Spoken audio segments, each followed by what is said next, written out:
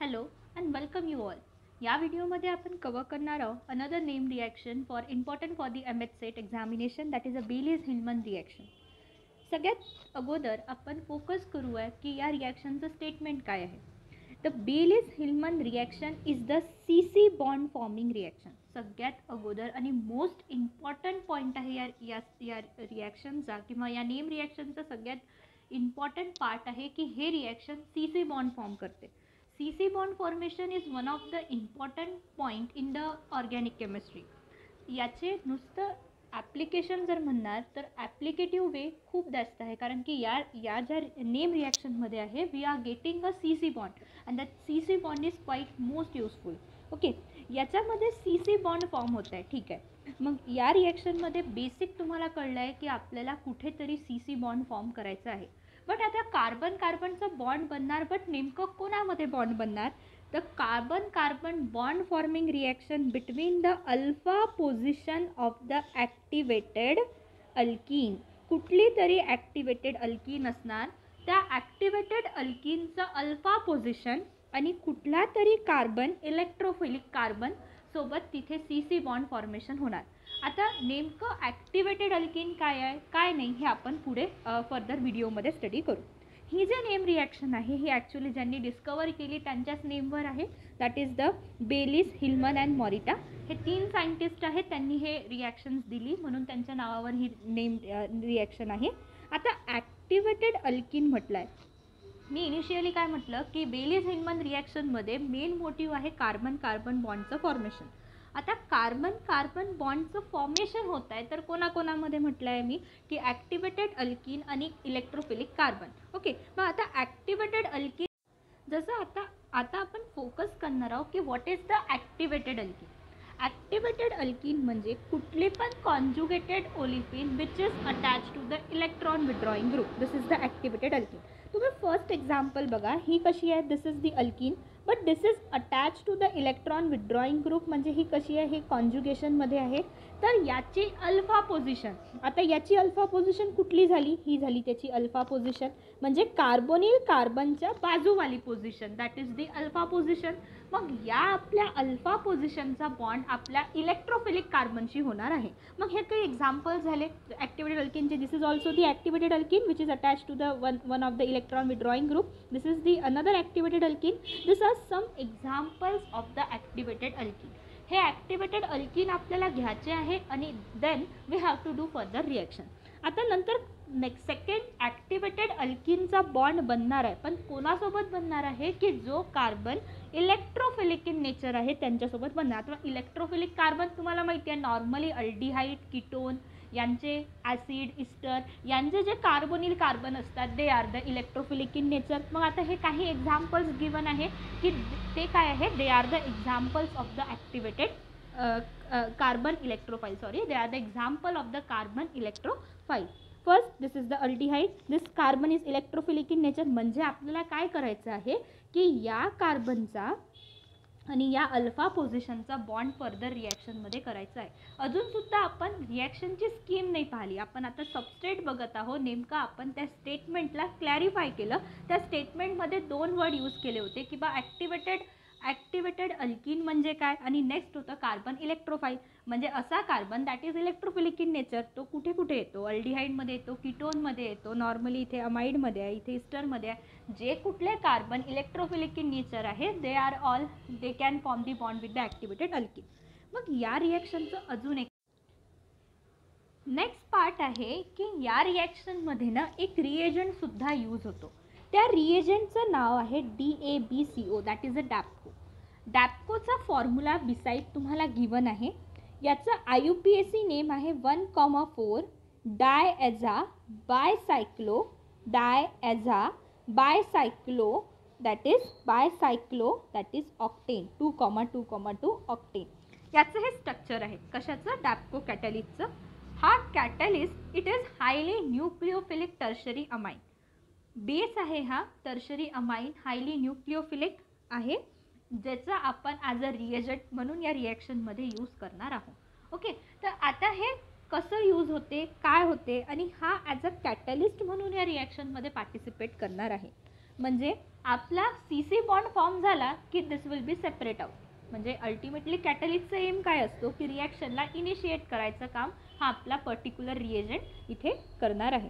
तर आता आपण जाऊया की आता रिॲक्शनचं स्कीम कशी आहे, how this reaction works and what is the general scheme of the reaction. नंतर आपण याच्या मेकॅनिझमकडे प्रोसीड करू. ठीक आहे. आता रिएजंट म्हणजे आपण नेमकं कॅटलिस्ट कुठला यूज होतो इथे त्याबद्दल डिस्कस केलं. हे रिॲक्शनना आयडेंटिफिकेशनसाठी फार इझी आहे. बेसिकली जर बेलीज हिल्मन रिॲक्शन तुम्हाला ओळखायची आहे तर you can identified by particularly the reagent given on the arrow. जर तुम्हाला डॅप्को नावाचा catalyst with any amine base जर तुम्हाला गिवन आहे then you can easily identify this is a Baylis Hillman reaction. त्यामध्ये तुम्हाला CC बॉन्डचं फॉर्मेशन करायचं आहे. आता बेसिक आपण इथे फोकस करू की या रिॲक्शनचे रिॲक्शन स्कीम कशी असणार. आता रिॲक्शन स्कीममध्ये तुम्हाला म्हटलं आहे की आपल्याला काय करायचं आहे, alpha position of the any activated alkene आणि इलेक्ट्रोफिलिक कार्बनचा आपल्याला बॉन्ड तयार करायचा आहे. मग ही काय आपली ही ॲक्टिवेटेड अल्किन आहे. ही ॲक्टिवेटेड अल्किन केव्हा केव्हा होणार, जेव्हा इथे एक्सच्या जागी कोणी पण असू शकते, OR असू शकतो, NH2 असू शकतो, NR2 अँड सो ऑन, काही पण असू शकते. नंतर वायच्या जागी इथे कुठला पण ऑक्सिजन म्हणजे अल्डिहाइड, कीटोन, OTS किंवा हे डिफरंट पॉसिबिलिटी इथे असू शकतात in place of the Y. नंतर आपल्याला काय करायचं आहे नेमकं, या अल्फा पोझिशनचा आणि इथे इलेक्ट्रोफिलिक कार्बनचा बॉन्ड तयार करायचा आहे. You will get this CC bond. बघा इथे काय झाला, electrophilic carbon this is our activated alkene. Electrophilic activated alkene ची कुठली position, this is the alpha position आणि हा इलेक्ट्रोफिलिक कार्बन यांचा काय बनला आहे, बॉन्ड बनलेला आहे. बस आपल्याला हे रिॲक्शन अशी प्रोसीड करायची आहे. पण आता प्रश्न हा येतो की हे कसं होते, काय होते. तर आपण हे आता पुढे ना रिॲक्शन स्कीममध्ये बघू. रिॲक्शनचं स्कीम बघितली. आता रिॲक्शन स्कीम बघितल्यावर see one of the example, याचं एक्झाम्पल बघा. दिस इज पर्टिक्युलरली ही काय आपली ॲक्टिवेटेड अल्किन आहे. This is this alpha position of the activated alkene आणि electrophilic carbon in the presence of the DABCO catalyst. This is a Baylis Hillman reaction आणि आपल्याला असा bond भेटणार. ठीक आहे. बट आता या रिॲक्शनचं ॲक्च्युली मेकॅनिझम होते कसं ते आपण आता स्टेप बाय स्टडी करू. ठीक आहे. नंतर आपल्याला हे प्रोडक्ट कसे प्रेडिक्ट करायचे त्याची आपण ट्रिकसुद्धा पुढे व्हिडिओमध्ये बघू. सो आता आपण प्रोसीड करू याच्या मेकॅनिझमकडे. बेसिकली तुम्हाला माहिती आहे मी काय म्हटलं आहे की डॅप्को ॲज अ कॅटलिस्ट म्हणून यूज होतो. तर फर्स्ट स्टेपला काय होतं, हे it is a tertiary amine आहे आणि it will act as a nucleophile. आता alpha beta unsaturated carbonyl compound आहे हा. This is the alpha beta unsaturated carbonyl compound. तुम्हाला माहिती आहे जितका जास्त बल्कियर असणार it will attack at a fourth position. म्हणजे 1,4 ॲडिशन याची होते. तर हा इथे अटॅक करणार. This will shift over here, this will shift over here. Okay. नंतर नेक्स्ट स्टेपमध्ये काय होणार, आता आपण आपल्या प्रोडक्टकडे जाऊ. इथे या रिॲक्शनचं याने काय केलं, इथे अटॅक केलं. दिस विल बी लाईक दिस. हा R2 आपला ॲज इट इज. देन इथे हा आपला कॅटलिस्ट अटॅच झाला. ओके. आता मी याला ना असं लिहितं.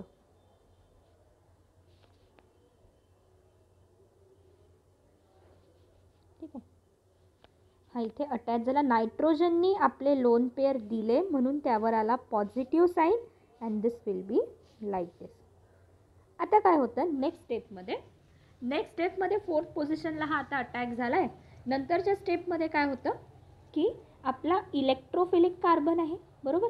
इलेक्ट्रोफिलिक कार्बन आहे, कुठला पण इलेक्ट्रोफिलिक कार्बन हा इथे शिफ्ट होतो आणि आता याचा इथे अटॅक होतो for to the electrophilic carbon. हे पहा, ही स्टेप केअरफुली लक्ष द्या आणि लक्षपूर्वक बघा. आता नेक्स्ट स्टेपमध्ये काय होतं बघा. This will remain as it is. Basically आता काय झालं पहा, इथे अल्फा पोझिशनचा आणि या इलेक्ट्रोफिलिक कार्बनचा बॉन्ड बनला आहे. Okay.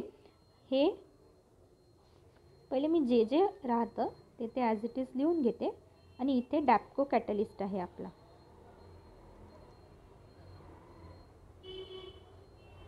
Okay. This is our DABCO catalyst. If somewhat number of carbon वगैरे कमी जास्त झाले असेल may be, but you remind the structure.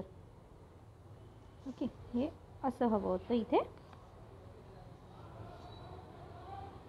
ठीक आहे.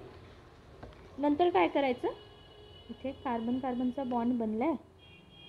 या स्ट्रक्चरमध्ये काही चेंज नाही आहेत बरं, फक्त आता ते लिहिताना झालं असेल मे बी, ते कन्सिडर इट. ओके. नंतर आता काय करायचं आहे, सिम्पल प्रोटॉन ट्रान्सफर होतो इथे. दिस इज शिफ्ट ओवर हिअर. हा ग्रुप इथून रिमूव्ह होतो आणि जिथून जसा इथून H+ निघाला तो H+ हा घेऊन घेतो. And your resultant product is this. and you will get your substituted product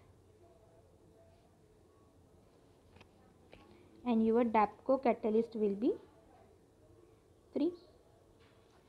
So this is the CC bond forming reaction between the alpha position of the activated alkene and the carbonyl carbon.